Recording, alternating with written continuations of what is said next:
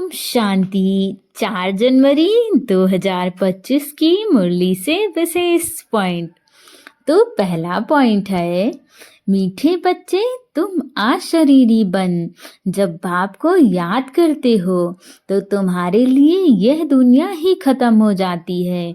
देह और दुनिया भूली हुई होती है। अर्थात यदि हम बाबा को एक आत्मा समझकर याद करें, पॉइंट ऑफ लाइट खुद को समझें और बाबा को निराकार रूप में याद करें, तो जब हम बाबा को निराकार अर्थात अशरीरी रूप में याद करते हैं तो इस हमारे मन से इस संसार का भान ही समाप्त हो जाता है। और जो सारे विकर्म हैं इस संसार में आकर होते हैं, सारे विकर्म जब हम इस शरीर को लेते हैं तब शुरू होते हैं। तो यदि हम इस शरीर को भुला दें और स्वयं को आत्मा समझ के परम पिता परमात्मा मीठे बाबा को याद करें, जो हमारा पालनहार है, हमारा पिता है, कितना ख्याल रखता है, यदि हम उसे इतना प्रेम से याद करें तो आप सोचिए वो क्या क्या हमारे लिए कर सकता है। हमारा जीवन खुशियों से भर देगा, आप यकीन मानिए। जब आप इतना प्रेम से उसे याद करते हो, अपने जीवन का मालिक बना देते हो, अपने जीवन की नैया उसे सौंप देते हो, तो आपके जीवन को वो खुशियों से भर देता है। इस संसार के जितने भी दुख दर्द हैं वो सब अपनी बाहों में भर लेता है और हमारे लिए खुशियों के खजाने दोनों हाथों से खोल देता है। बच्चे, आप जितना भर सको उतना भर लो, अपना जीवन जैसा चाहे वैसा बना लो। बाबा के ज्ञान की यही तो खास बात है। जब तक हम साधारण आत्मा थे, हमें पता ही नहीं था कि हम अपने अनुसार अपने जीवन को दिशा दे सकते हैं। लेकिन बाबा ने हमें अपने ज्ञान के माध्यम से वो कला सिखा दी कि हम जैसा चाहे अपने जीवन को वैसी दिशा दे सकते हैं। हम अपने जीवन में हर कुछ प्राप्त कर सकते हैं जो हम प्राप्त करना चाहते हैं। लेकिन यदि हम बाबा के ज्ञान को अपने जीवन में धारण करते हैं और इस मोह से अपने आप को बचा लेते हैं, इस दुनिया को भुला के हम अपना मन बाबा में लगा लेते हैं, तो बाबा सब कुछ देख लेता है। अगला पॉइंट है, इस छी देह से पूरा नष्टो मोहा बन ज्ञान के अतीन्द्रिय सुख में रहना है। बुद्धि में रहे, अब यह दुनिया बदल रही है। हम जाते हैं अपने सुख धाम में। अर्थात ये जो दुनिया है विकारों से भरी हुई दुनिया है। इस शरीर को जो हमने लिया है तो हमें बाबा का ज्ञान धारण करना है इस शरीर के माध्यम से, क्योंकि आत्मा बाबा का ज्ञान नहीं धारण कर सकती। आत्मा को शरीर की ज़रूरत है, तभी वो ज्ञान को धारण कर सकती है। तो हमें इस शरीर को उपयोग करना है, ना कि इस शरीर का हम उपयोगी बन जाएं।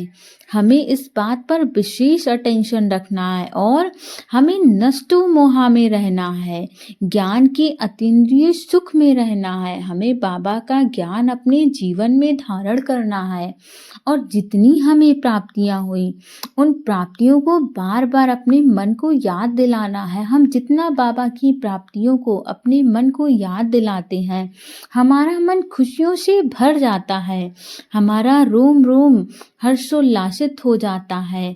तो हमें अपनी प्राप्तियों को जो हमने बाबा के ज्ञान के माध्यम से प्राप्त की है उनको दोहराना है और बुद्धि में हमेशा ये बात रहे कि ये दुनिया बदल रही है। हम यहाँ पर केवल बाबा का ज्ञान लेने के लिए आए हैं। असली घर तो हमारा परम धाम है, सुख धाम है। हम वहाँ के रहवासी हैं। हमें तो अपना पार्ट प्ले करना है यहाँ पर। और यदि आपको पता है कि ये एक रंगमंच है ये दुनिया, तो आपको यकीन हो जाएगा कि मुझे इस पार्ट को बहुत सुंदर ढंग से प्ले करना है। हमें रोना नहीं, परेशान नहीं होना।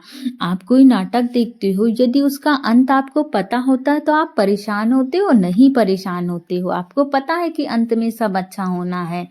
तो आपको यदि पता चल गया है कि ये दुनिया एक रंगमंच है तो खुश रहिए।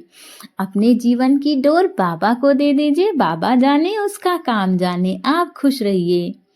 अगला पॉइंट है, ट्रस्टी बनकर सब कुछ संभालते हुए अपना ममत्व मिटा देना है। एक बाप से सच्ची प्रीत रखनी है। कर्मेंद्रियों से कभी भी कोई विकर्म नहीं करना है। अर्थात हमें इस संसार में हम जो आए हुए हैं, हमारा घर परिवार, बिजनेस, व्यापार, नौकरी, बच्चे, सब कुछ हमें मैनेजर मन के संभालना है और इसका मालिक बाबा को बना देना है।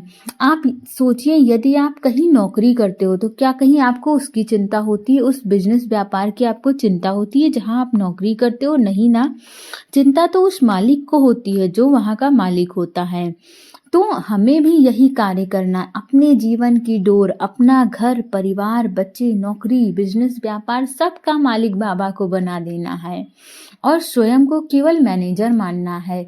जब आपके अंदर ये भावना आ जाती है और सब कुछ समर्पण की भावना आ जाती है तो बाबा सब कुछ स्वतः संभाल लेता है और आप बिल्कुल हर समस्या से, हर चिंता से मुक्त हो जाते हो।